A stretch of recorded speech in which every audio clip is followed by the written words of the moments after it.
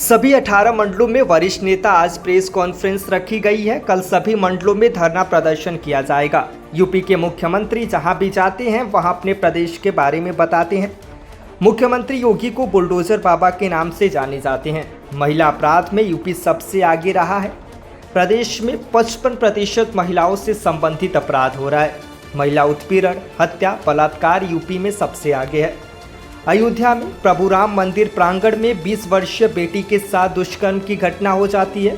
पीड़ित के सभी अधिकारियों के पास बार बार जाने पर भी एफआईआर नहीं लिखी जाती है। एफआईआर इसलिए नहीं लिखा जाता है क्योंकि वो बीजेपी का नेता था। उसके घर पर कब बुलडोजर चलेगा? आराध्या मिश्रा मोना ने यह सवाल उठाते हुए प्रेस कॉन्फ्रेंस की। तो ये उत्तर प्रदेश की जो वर्तमान भारतीय जनता पार्टी की सरकार है, मुझे अफसोस है कि हमारे उत्तर प्रदेश को इन्होंने अपराध प्रदेश में तब्दील कर दिया। पूरी तरह से भारतीय जनता पार्टी की वर्तमान सरकार उत्तर प्रदेश के मुख्यमंत्री ने अपना विश्वास जनता के बीच में खो दिया, क्योंकि वो लगातार अपराधियों को संरक्षण दे रहे हैं। और इसीलिए हम लोगों ने, कांग्रेस पार्टी ने निर्णय लिया है कि कल प्रदेश व्यापी हम आंदोलन करेंगे और सरकार से इन सभी सवालों का जवाब मांगेंगे। मैं एक दुखद और घटना है और मैं चाहती हूं कि उस पर आप सब का भी ध्यान आकृष्ट करूं।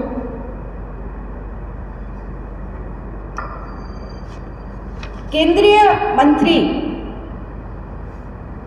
रवनीत सिंह बिट्टू द्वारा हमारे राष्ट्रीय अध्यक्ष माननीय श्री राहुल गांधी जी के ऊपर एक बहुत ही अशोभनीय और हमारे leader of the party Lok Sabha में उनके ऊपर एक अशोभनीय टिप्पणी की गई, आतंकवादी तक कह दिया गया। और एकनाथ शिंदे के विधायक संजय गायकवाड़ द्वारा अभद्र टिप्पणी करके की गई। साथियों, मैं सिर्फ इतना जरूर कहूंगी कि यह अमर्यादित बयान वही दे सकता है जिसने देश के लिए कोई कुछ खोया ना।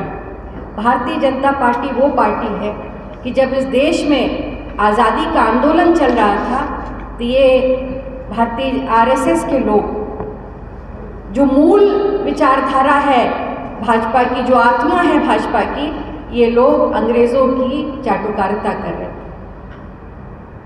और इस आज़ादी की लड़ाई में अगर कोई संघर्ष कर रहा था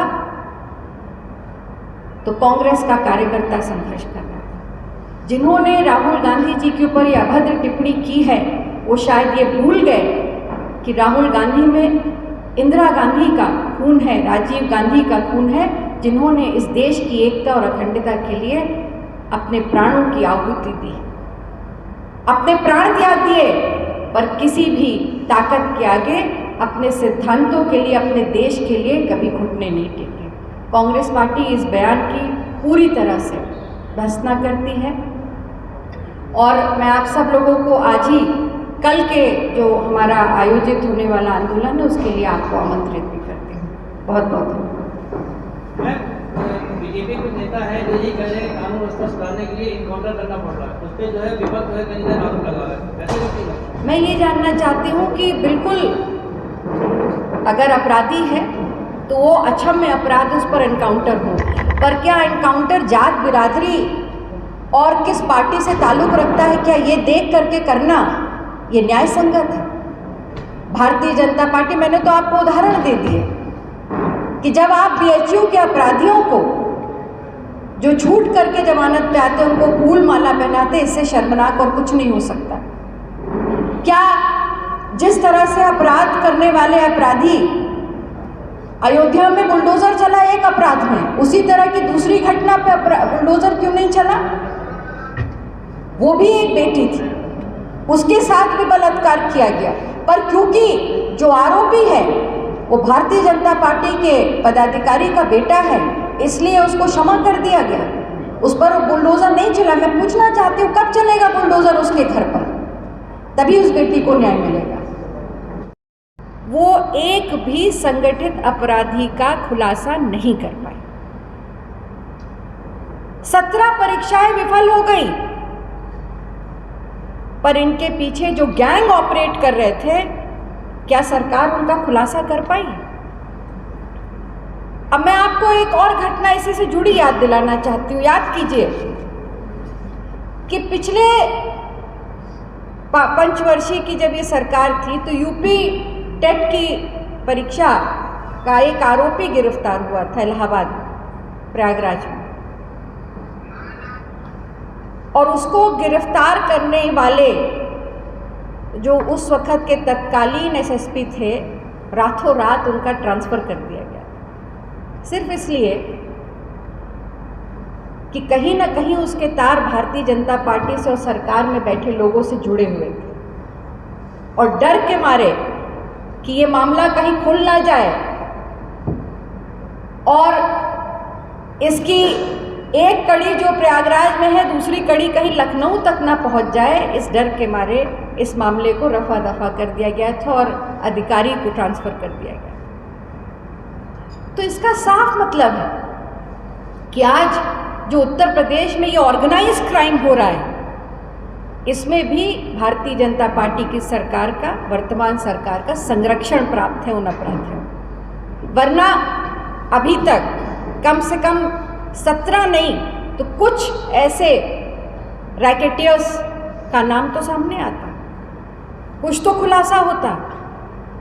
जांच पे जांच, जांच पे जांच, कमिटीज़ पे कमेटी, एसआईटी पे एसआईटी बनती चली जा रही है, पर 8 साल में सरकार के पास इस प्रदेश के नौजवानों के भविष्य को खत्म करने वाले इन अपराधियों के सवालों का कोई जवाब नहीं।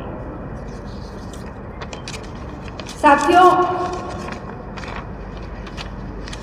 एक नया क्राइम भी आजकल जो सबसे ज़्यादा सामान्य लोगों के साथ हो रहा है, बुजुर्गों के साथ, डॉक्टर्स के साथ, टीचर्स के साथ, बिजनेसमैन के साथ, वो है साइबर क्राइम। हम सब लोगों ने पढ़ा अभी कुछ दिन पहले एक प्रतिष्ठित संस्थान के एक डॉक्टर के साथ किस तरह से साइबर क्राइम हुआ और उनका पैसा उनके अकाउंट से निकाल लिया गया। नई तरह का क्राइम।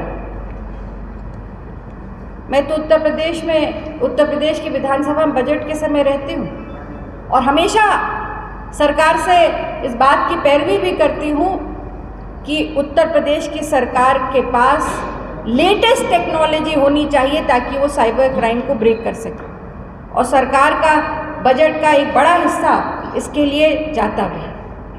पर मैं हैरान हूँ इस बात से कि पिछले कई वर्षों से इस तरह के क्राइम होते जा रहे हैं और सरकार इन क्राइम पर लगाम लगाने पर नाकाम है।